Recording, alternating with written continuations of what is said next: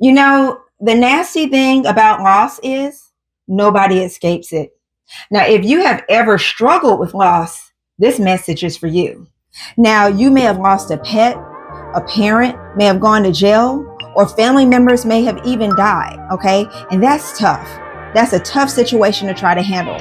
Trying to go to school, studying for tests. You know why? Because you're still juggling. And in many cases, life doesn't even allow you to drop the ball, okay? You got to keep moving. You got to keep juggling, and that hurts. And it gets increasingly difficult when you're dealing with grief. And here's the real truth. We don't get to control what necessarily happens to us, but we do get to control how we respond to it. And that is where your power is. And I want you to stay with me. Now, grief is real and it's heavy. And I know because I've been there. Now, when my dad passed away in 2019, I felt like my whole world flipped upside down. And maybe you feel sad, maybe you're angry and even confused. And let me tell you now, those feelings are valid. But here's the key. Even though your feelings are real, they don't get to drive the car of your life. You do. We honor our feelings, but we don't let them take over our future. I want you to stay with me. Now, here's what usually happens.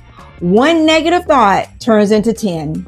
And before we know it, it's like a waterfall crashing down, pulling us under. And now for me, the trap was when I replayed that loss and the unfairness and the loneliness. I replayed it over and over and over. And while I allowed myself to stay there, I grew sadder and sadder. I had to learn how to control my thoughts. And you want to know the truth? What you focus on is the direction you move in.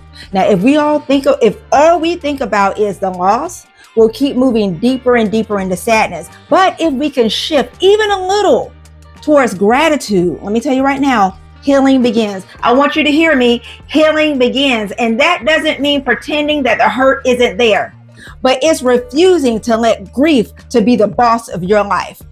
Okay, I want to talk to you about 3 strategies to help you trade grief for gratitude. Now, when grief rises up or tries to rise up, I want you to choose to focus on what you still have. You better hear me right now. What you still have. You got to be intentional. I want you to think about good memories with that person or the blessings in your life right now. Now, if a parent is deployed, for example, imagine the future times you'll spend together. Gratitude, it takes sorrow and it flips it into strength. And actually, you could do that through writing in your journal about things like maybe how that person made your life better, your earliest memory together. Or if you could make one phone call, what would be the conversation that you would have? What would you talk about? Okay, so the second point is thought stopping. When your mind starts spiraling, I want you to pause. You can literally say stop, okay? You can do it out loud if you need to, if no one's around, or say it under your breath. Replace that negative thought with one that is true, honest, and good. Statements like, I appreciate the times that we had together, or, you know what? I look forward to our conversation in the future.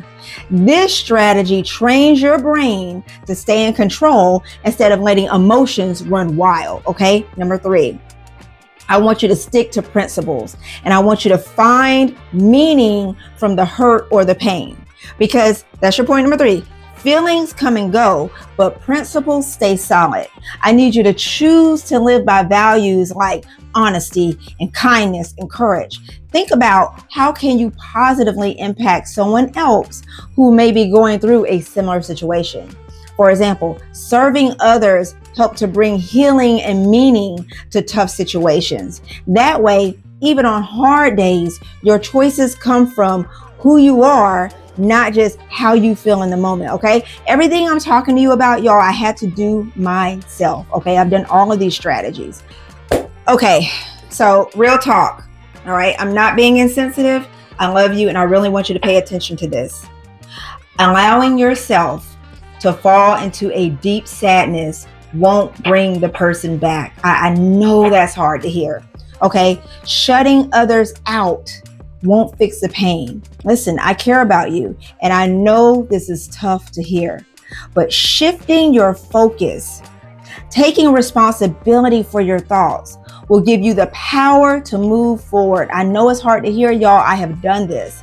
You deserve freedom from being stuck in sadness. Okay, I'm going to bring it home. Okay, we're going to land the plane and we're going to bring this thing home. Here is your Hall Pass challenge. So this week, every time you feel grief or it tries to rear its ugly head and creep in, I want you to stop and name one thing you're thankful for. I want you to trade the grief for gratitude. What tormenting thought can you stop with the thought stopping strategy that I just discussed? Who can you serve? Big or small, it counts. I want you to write it down or say it out loud. Gratitude. Gratitude. I need you to hear me. Gratitude is the muscle that helps you heal. The more you use it, the stronger you get. You got to dig deep. Say it after me. Dig deep. You got to, because it's not easy. All right. So again, when my dad passed in 2019, I had to make these same choices.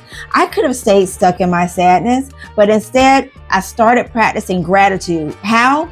Remembering good memories, focusing on the people still in my life right now, and living by principles instead of emotion. That is how I found freedom, and you can too. So let me leave you with two questions. When grief shows up, what is one memory, or what good thing can you focus on instead? Okay, when those negative emotions start to come, what can you focus on? Who in your life can you thank today for being there for you? Okay, so I want you to think about those things, and I want you to write them down in your journal. And remember, grief may try to hang around forever, but gratitude, you heard me say it, is gratitude. It gets the final say. All right, I'll see you next time in the halls.